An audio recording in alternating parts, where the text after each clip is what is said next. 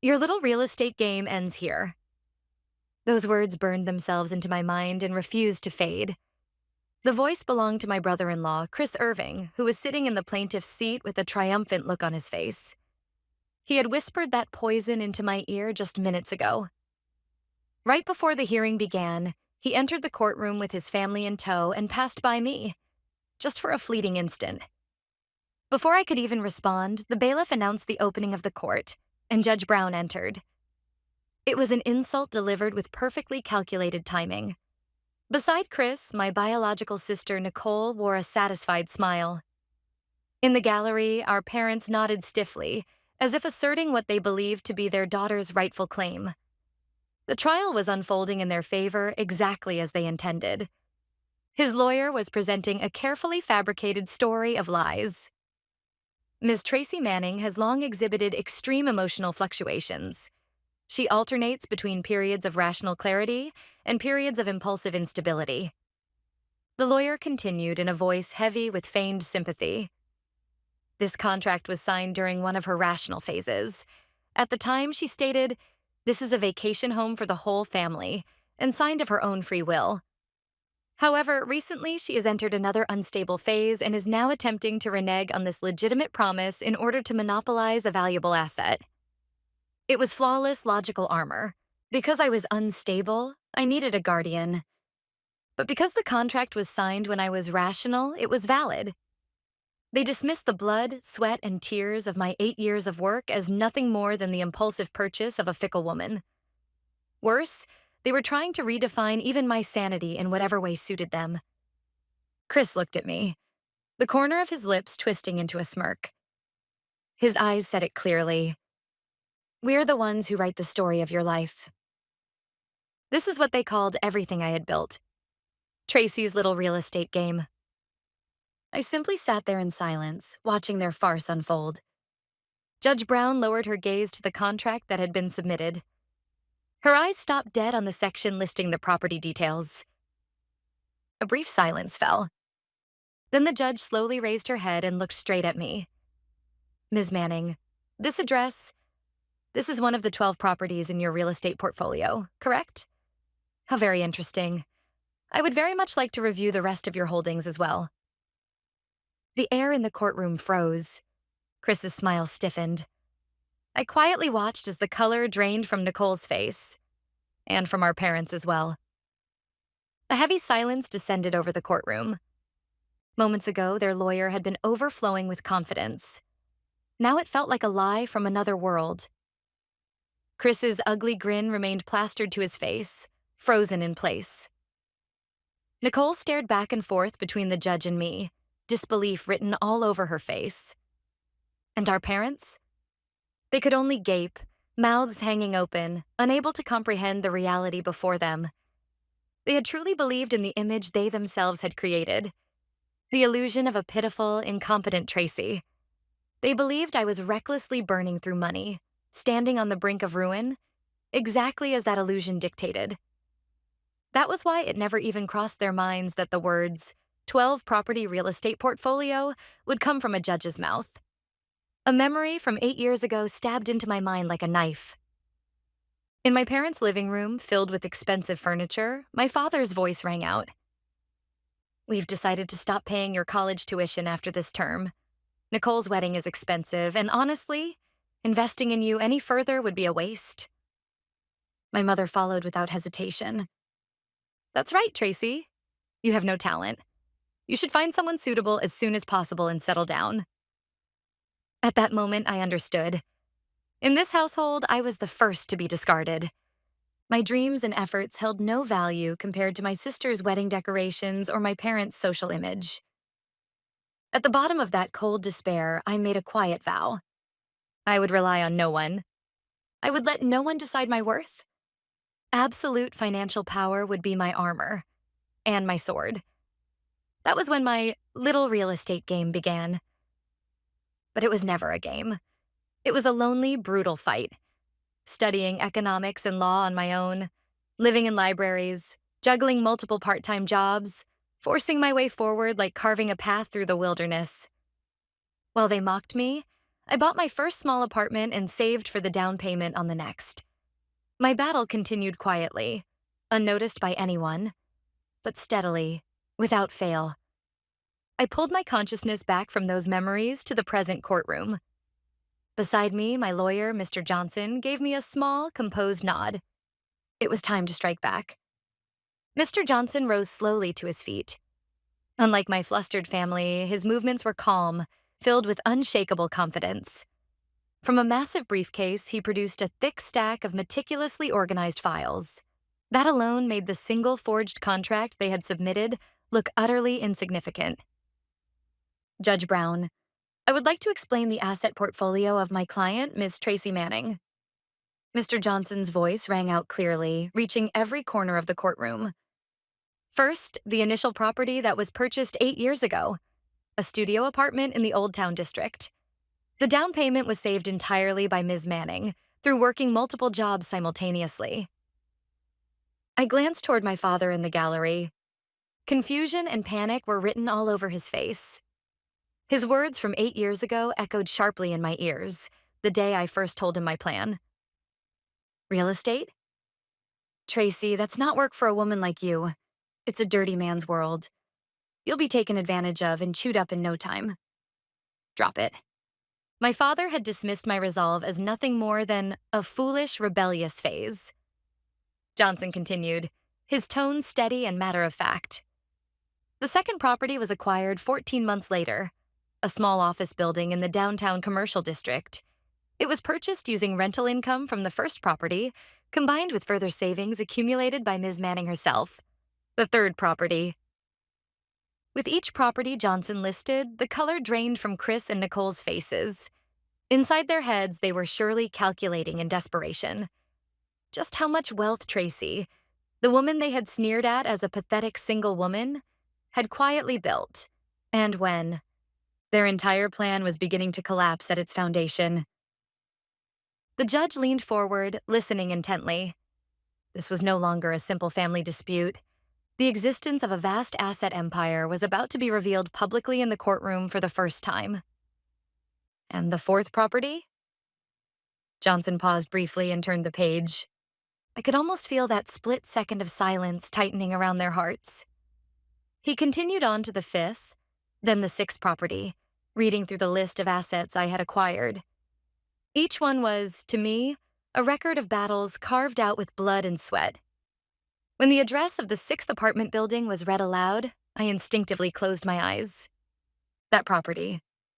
Shortly after purchase, a severe structural defect, one not mentioned in the inspection report, came to light. The repair costs far exceeded the original budget, rapidly draining my available cash. The bank coldly refused additional financing, and for the first time in my life, the word bankruptcy became frighteningly real. Those 2 months were hell. 1 slice of bread and coffee per day. At best, 3 hours of sleep a night. I had nightmares every day. Unable to ask anyone for help, I fought alone, groping forward through a dark tunnel, completely isolated. But that despair made me stronger. I ran to the library, devouring textbooks on building codes and structural mechanics. I gathered estimates from multiple contractors, negotiated personally, rebuilt the repair plan, and ultimately succeeded in cutting costs by 30%. That experience transformed me from a mere investor into a businesswoman capable of overcoming any adversity. Today, the very property Johnson was describing is one of the highest-yielding assets in my entire portfolio. The symbol of my despair had become, ironically, a powerful weapon. One now shattering my family's last remaining hopes. I slowly opened my eyes and looked at my sister, Nicole. Her lips trembled as if she had seen a ghost, her hand clutching her husband, Chris's arm. But Chris no longer had the composure to support her. He was simply glaring at his own lawyer, with eyes that clearly said useless. As Johnson moved on to the 7th and 8th properties, a murmur rippled through the gallery. The bailiffs and other lawyers, who had likely dismissed this as nothing more than a strange family property dispute, were visibly stirred. No surprise there. What was being revealed was not merely a personal asset list. It was the portfolio of a single invisible power player who had quietly, yet decisively shaped the city's real estate market. I did not look away from my parents. My mother, Susan, no longer had the composure to play the tragic heroine. She could only clutch her handkerchief tightly. My father, Richard, had moved from confusion to anger, and now to something else entirely: humiliation. For him, the realization that his daughter had achieved success far beyond him, entirely without his knowledge, must have shattered his pride at its core. When I still lived at home, whenever relatives gathered on holidays, my father always introduced me the same way. "This is my eldest daughter, Tracy. Plain girl, no particular talent, but she's kind." That was not affection. It was a curse, defining my value as harmless but incompetent, a way to keep me under his control. Whenever Nicole brought home her wealthy husband, Chris, my father would say to me, "Learn from Nicole. A woman's happiness comes from finding a good man." My success destroys every curse they ever placed on me. My very existence is a complete rejection of their values. That is why, in their world, I had to be poor and unhappy, so their small, fragile universe could remain intact.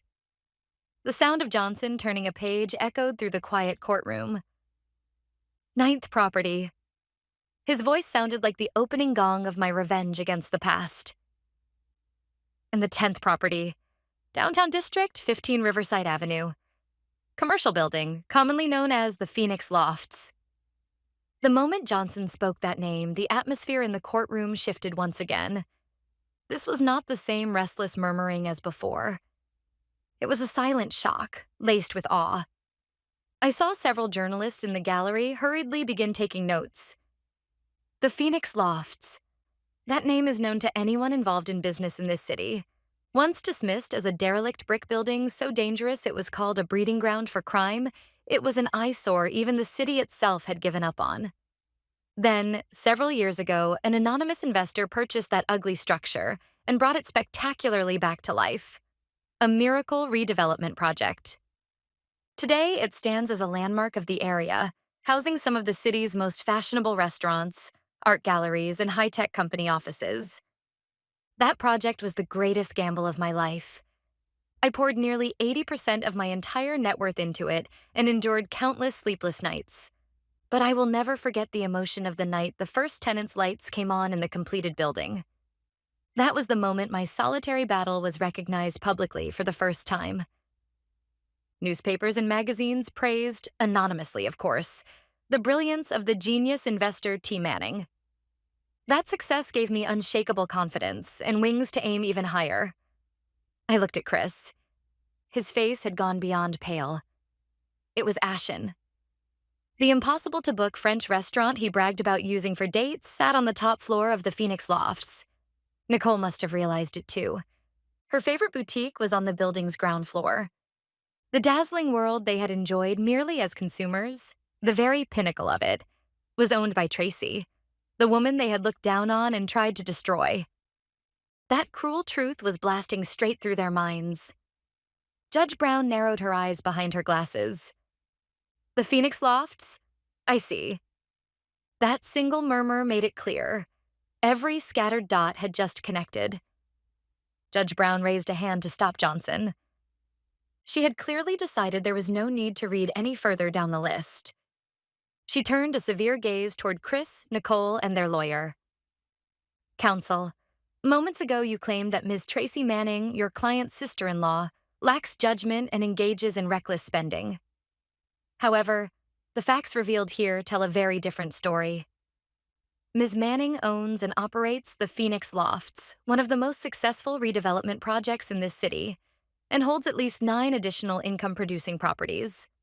How do you intend to explain the fatal discrepancy between your claim and these facts?" The judge's voice was calm, but it cut like steel. Chris's lawyer broke into a cold sweat, stammering uselessly as he tried to form an excuse, but no words would come together. Then Johnson delivered the decisive blow. "Your Honor, there is one more important property." He produced the final file. "The 12th property, the Grand Majestic Theater, a structure officially designated as a city historical landmark." The courtroom's shock reached its peak. That beautiful theater, beloved by everyone in the city, closed on the brink of demolition, saved and reborn as a cultural sanctuary by an anonymous patron. Surely not.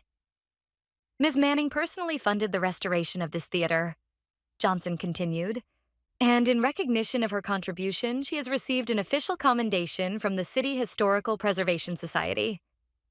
He submitted a copy of the award certificate as evidence. Your Honor, I ask you this. Is it conceivable that someone prone to emotional instability and impulsive waste could carry out a project requiring such long-term vision, meticulous planning, and, above all, deep love for the community's cultural heritage? The answer was obvious to everyone. The fabricated image of a mentally unstable Tracy collapsed without a trace under the weight of undeniable evidence. I simply watched in silence. My 8 years of solitary struggle were speaking more eloquently than words ever could, proving my truth in this courtroom. Now then, Your Honor? Johnson's tone sharpened.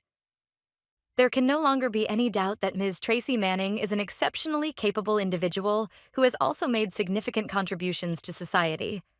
That raises a critical question. Why would the plaintiffs, her own family, bring such blatantly false claims? He paused, then addressed the entire courtroom. Their goal was to strip Ms. Manning of control over her assets. But if she owns 12 properties, why were they so obsessively fixated on just one? This mountain vacation home. For the first time, the memory of that detestable phone call, the origin of this entire ordeal, returned as a blade of counterattack. Johnson held a single document high. This is an article from a luxury lifestyle magazine's website. 6 weeks ago, this very vacation home was featured as one of the most noteworthy hidden luxury retreats of the moment. The owner's name was withheld, and the very next day after the article was published, Ms. Nicole Irving, the defendant's sister, placed a phone call to Ms. Manning. Nicole's syrupy voice echoed in my mind. Hey, Tracy, I heard you bought an amazing vacation house. Isn't that wonderful? But you're single and don't even have kids? What's the point of keeping it all to yourself? That's something a family like ours with children should be using? That was not a suggestion. It was the first declaration of ownership. During that call, Ms. Irving unilaterally asserted that the vacation home belonged to her family. His words gave voice to my own thoughts. Ms. Manning, of course, refused. And just 3 weeks later, this absurd lawsuit was filed, armed with a forged contract and malicious lies. Every piece fell into place. This was never about concern over asset management capacity. They saw the luxurious vacation home in a magazine, realized it belonged to the sister they had always looked down on, and driven by jealousy and greed, they tried to take it by force. That was all. That simple, ugly motive was laid bare under the bright lights of the courtroom. At last, Chris finally screamed as if he could no longer bear it. Lie. It's all a lie. There's a contract. Tracy, signed it. His disgraceful scream echoed through the once quiet courtroom. But no one believed him anymore. Judge Brown silenced him with an icy glare. Mr. Irving, regarding the contract you submitted? She slowly picked up the document. There are several very interesting points. Right on cue, Johnson spoke up. Your Honor, we commissioned a professional handwriting analysis of that contract, as well as a materials analysis of the paper and ink used in its creation. We submit the expert reports as evidence. Johnson handed another thick file to the bailiff. According to the findings, first, the signature is a crude forgery that does not match Ms. Tracy Manning's handwriting with a probability of 98.7%. Nicole let out a short, sharp gasp. Chris glared at her, his face twisted with rage. It was obvious who had forged the signature. Johnson continued mercilessly. More importantly, the paper and ink. Analysis shows that the ink used in this contract is a newly released product that went on the market just 3 months ago. The date written on the contract, however, is 1 year ago. Now then, how should we interpret that? Do the plaintiffs happen to own a time machine? A ripple of suppressed laughter spread through the gallery. This was no longer even a farce. It was simply the pathetic unraveling of a foolish criminal scheme. Forgery had now been proven, scientifically and decisively. The lawyer representing Chris and Nicole covered his face in despair. He had likely been deceived by his own clients.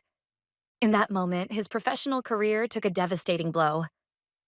I watched silently as everything collapsed around them. This was the inevitable consequence for those who try to steal what belongs to others by force. Chris and Nicole were deathly pale, unable to utter a single word. In the gallery, our parents trembled as they were forced to confront the reality that their son-in-law and daughter were criminals who had committed blatant fraud in a court of law. The social standing and pride they had tried so desperately to protect shattered into pieces in that very moment. Judge Brown slowly reviewed the forensic reports, then placed the documents on her desk and turned toward me. Her expression softened, still firm, but now layered with something human, something complex.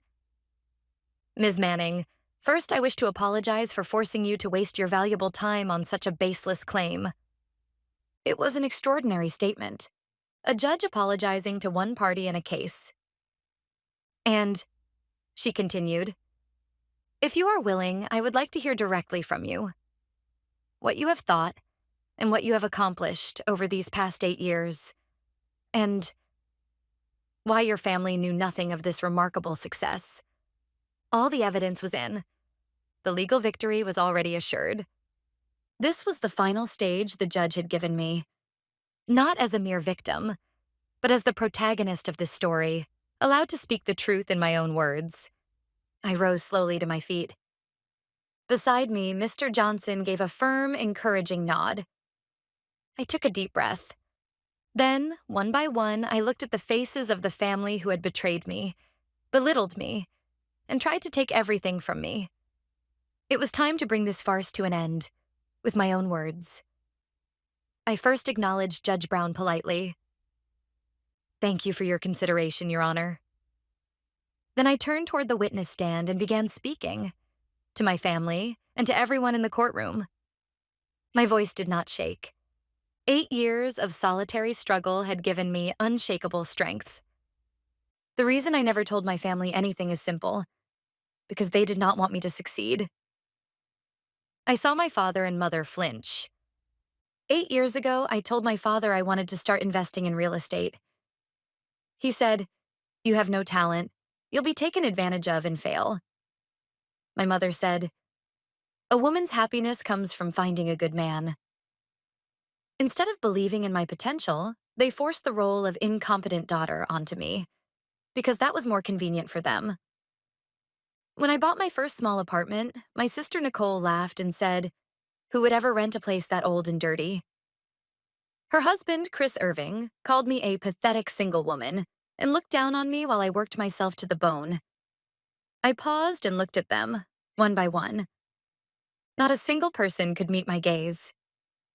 They wanted me to fail. Somewhere deep down, they expected me to be poor, miserable, and eventually come crawling back to them. Because my success would prove that everything they believed, the values they forced onto me, was wrong. They couldn't accept that reality. So when they learned of my success, their response wasn't celebration. It wasn't about recognizing or showing respect to my empire. It was to steal it and to destroy it. My words were quiet, yet carried the full weight of truth as they resonated throughout the courtroom. The forged contract they submitted, I continued. That document was not merely a tool of fraud. It was the embodiment of their desire. The ugly wish that I would be exactly as they said, foolish, reckless, and incapable of accomplishing anything without their help. I turned to the judge. Judge Brown, regarding their claims about my so-called mental instability, I have something to say. Yes, I may have been unstable at times. For 8 years, I walked this path alone, misunderstood by everyone, enduring ridicule from my own family while building an empire from nothing. There were countless nights when I felt my heart might break. But I strengthened my voice. Not a single one of my decisions was made on impulse or whim. Each of the 12 properties was acquired through meticulous calculation, careful strategy, and above all, an unshakable determination to carve out my life with my own hands. Redeveloping the Phoenix Lofts and restoring the Grand Majestic Theater were not acts of chance. They were investments, in this city and in myself. Finally, I looked straight at my sister, Nicole.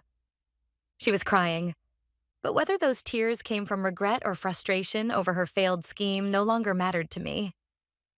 What they wanted was a single $1.5 million vacation home. What I was protecting was my life over the past 8 years.